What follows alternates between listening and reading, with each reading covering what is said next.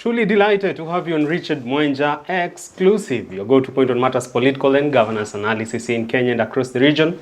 Welcome to the conversation. I have a favorite think tank, Professor Herman Manyora. Today we want to unpack conversations that are shaping Kenya's political landscape. And how about we begin, Prof, with the big question, and it is whether the Deputy President, Rigathi Kindiki, can actually rally Mount Kenya behind President William Ruto. Before we get into the nitty-gritties of that particular question, your friend Robert Alai has come forth with accusations dismissing former DP Rigathi Gachagua as a politician who does not have the abilities to do grassroots mobilization, perhaps why he's terming him a gatecrasher of events. He can't set up a crowd of his own from the scratch and make it that mammoth. What do you make of those accusations, or rather opinion of Robert Alai regarding Rigathi Gachagua? I don't know where Robert Alai is coming from, so I don't want to respond because I don't know where he's coming from. He is accusing the DP Rigathi Gachagua, former DP Rigathi Gachagua. What beef has he with Gachagua? They are not in the same league. That he is going into events that he's not been invited. Robert Alai is a man in media, is a media personality, is an MCA, but Gachagua is another league. So wanakosania wapi? Wanakosana shamba. Kuna mpaka katikati ya Robert Alai na Gachagua, wanakosania nini? However, Prof, is there an iota of truth behind the allegations from Robert Alai? Of course, we've seen Rigathi Gachagua recently going into events, gracing events of musicians in Mount Kenya. But people are allowed to dream. Hi, my name is Eileen Akal, and I'm the head of training at Center for Innovative Technology Limited, SciTech. If you finish your Form 4, and you would like to enter into an engineering field, architectural field, or any related field, please come to SciTech. We will train you how to be industry ready. We will also train you how to make engineering drawings. We will train you how to draw using the software. I did my degree in China for 4 years. After I finish my degree, I come back to my country, Kenya. But the knowledge I find in SciTech, it's much better than the 4 years I spent in China. We can empower a lot of young people in Kenya to gain gainful employment. And I want to speak to parents out there. If you have a child who's just done fourth form, between the time they do their exams and the time they enter tertiary education, there are so many months there they waste. Bring them here. In those short months, they will gain skills that they can use to advance their careers, to start their own even private companies. They can find work online, and when they go to university, they'll be so way ahead of their peers. Welcome to SciTech.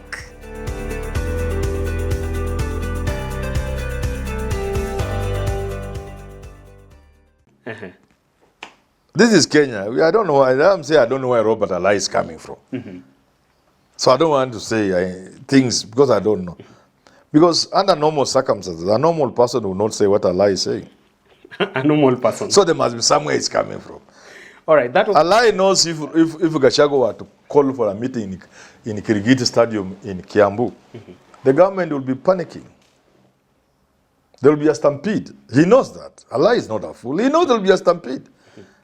Just like Uhuru has kept off. If Uhuru said he was coming to Kamkunji Stadium, to come in Nairobi, would there be anything happening in Nairobi? Will there be any business going on? Everything will come to a standstill. That is it. So I'm saying I don't know where Alai is coming from. But the underlying element for me is that Alai is no match to Rigathi Gachagua. No, no, I'm just saying I don't understand where wanakosania wanaingiliana wapi. Okay, let's get now to Professor Kithure Kindiki, our Deputy President. Yes. Following his nomination and subsequently appointment into that particular docket, we've seen a section of the Meru community and Embu community say they are tired of playing second fiddle to the Gikuyu community. And I want to understand, is that the factor that will premise Kithure Kindiki to easily bring the crowds behind President William Ruto? That card has been played many times. Because there's an element of this truth, not even an element. They escorted Kenyatta to State House after independence. They got nothing. Mwai Kibaki came. Uhuru has come. They are always, when things are there, there's a clip done by Mpuri Apuri. I was there when he was doing it. If you hear somebody asking, my voice is there. We are somewhere. It is true. What they are saying is true. But it is also equally true that it has never quite worked. There are times when Raila has had the whole of, most of Eastern, Mount Kenya East. There are times that Raila has had the Gembes, the whatever, the Chukas, until Kina Kibaki, Kina, these guys called who? Kina Uhuru Kenyatta shaking. But these people finally always vote with their cousins. And Mount Kenya West. So we'd wait to see whether Kindiki can mobilize Mount Kenya, all of Mount Kenya, or Mount Kenya East, or some section of Mount Kenya East. For now, going by what I'm seeing, it will need a lot of effort from Kindiki to mobilize even Tharaka Nithi alone. Tharaka Nithi itself? Yes, that's a fact. You know, Wakenya na viongozi wa Kenya wanajua Manyora anaelewa nchi hii. Na mimi husema vitu mimi naona. Wajinga fulani wanasema ati Manyora anasema Raila atashinda, Uhuru anashinda. Lakini hawafuatilii kwa nini mambo nimesema hayakuenda hivyo. I understand this country. Prof, I mean, the call for President Ruto to be a one-term president seems to be gaining traction by the day from a section of Kenyans. But let's take this in the context of Mount Kenya. We have seen personalities from the region try to outsmart each other.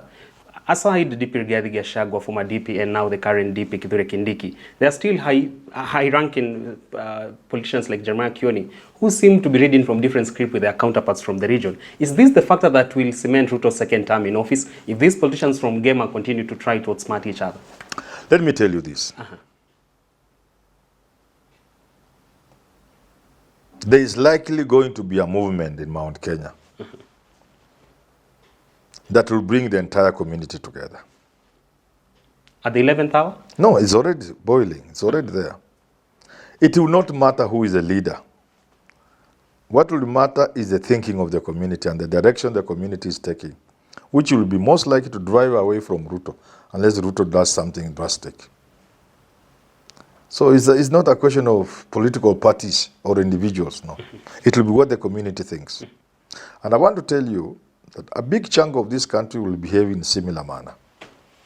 Even those so people are wondering, is it Matiang'i, is it Morara Kebaso, is what, is Manyora, G. Richard? People are even saying, oh, this man who was launching his presidential, Omtata. I'm telling them, keep quiet. Keep quiet.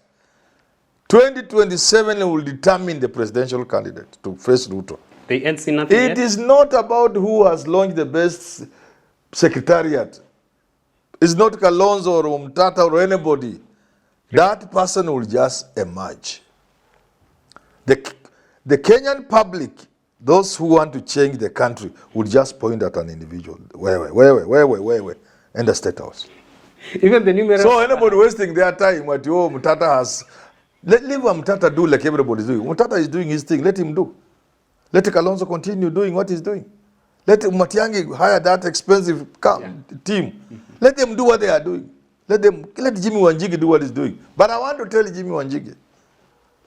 I want to tell Fred Matiang'i, Stephen Kalonzo Musyoka, Manana Kebaso. Who else have I forgotten?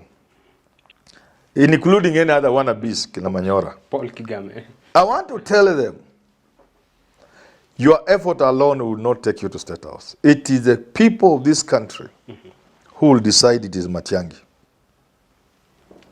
So for Kalonzo, despite the numerous... Do what you are doing, but spare yourself the pain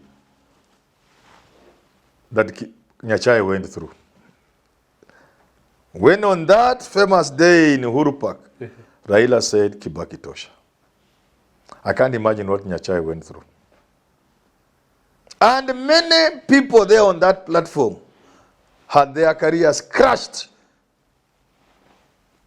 Saitoti was there. Kalonzo Musyoka was there. He knows. The pain I could see on the faces of those men and women, but more so Nyachai. Mount Elgon, I can now reveal, I took breakfast with Moi at State Lodge Eldoret. Yours truly. Me. A team of people. During that breakfast, it was this issue, was he going to pick Uhuru or who? It is really coming up. The rainbow thing, this Kina Raila has broken away and Saitoti, but Moi hadn't come out categorical to support. They are not broken up, by the way, they are still with Moi. But there's a lot of tension in Kanu as to who Moi was going to pick. During that day, he mentioned Uhuru, but warned the press not to say it. Those who are there can confirm what I'm saying. Because I was not alone. We are not 2 people, we are not 3, we are not 10. We are many people. Only later the same day at Mount Elgon, the afternoon, for him to say, ule nimeona ni huyu mzee Uhuru Kenyatta. And he used the word mzee Uhuru Kenyatta because he knew people were saying Uhuru was a kid. Yeah. I could see the pain on Mudavadi's face. I could see the pain. Even people like Bigotu were against it. But he quickly took it up and began now moving. What am I trying to say? I'm saving Fred Matiang'i, Kalonzo Musyoka, Jimmy Wanjigi, Morara Kebaso, Ruben Kigame, Herman Manyora. I'm saving them trouble. The pain when the people of Kenya will say it is Jadel Kabiro. Tosha. It will not be Raila this time, it will be the people.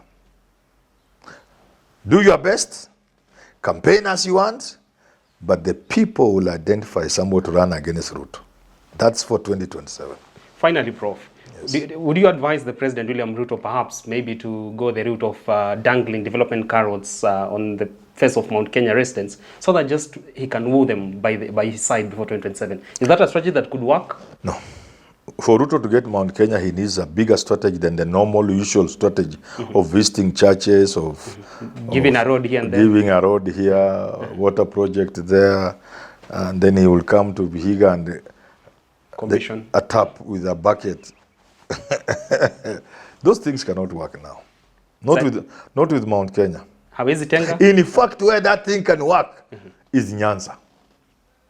Kutenga hapa na pale. If 80% of the Luos who are going to vote for Ruto, say 60%, 50-60 because of Raila, akipeleka miradi huko, the way you saw Uhuru being received during it was the funeral for the late Magoha.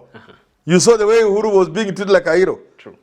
If Ruto wants to get 80% to 100% of the Luo votes, let him take development there. It will work. It would work. It will work a bit of it at the cost. It will not work Mount Kenya. That's a lost cause. Even in Western, it will not work. All right, there you have it. You've heard it from Herman Manyora. At that point, you take the conversation to an entire wrap. We've been discussing matters to do with Mount Kenya politics and also how President Ruto can steer his ship so that it doesn't sink midway. Until we get to do this again on Richard Mwenja exclusive, do enjoy the rest of your viewing. Engage me at Mwenja Richard across all my social media handles. Hi, welcome to Hardwick School. My school, a reputable institution, an epitome of learning. It offers high-quality education. Ithibati. A standard library with pleasant environment for reading. An art club, a home science club, a computer club with vivacious lessons. Our fully equipped laboratory is top-notch, with standard 2 in core curricular activities: swimming, karate, table tennis, netball, basketball, volleyball, just to mention but a few. To enroll your child, contact us through 0728 040 883 or 0770 587 921. High Peak Schools, quest for excellence.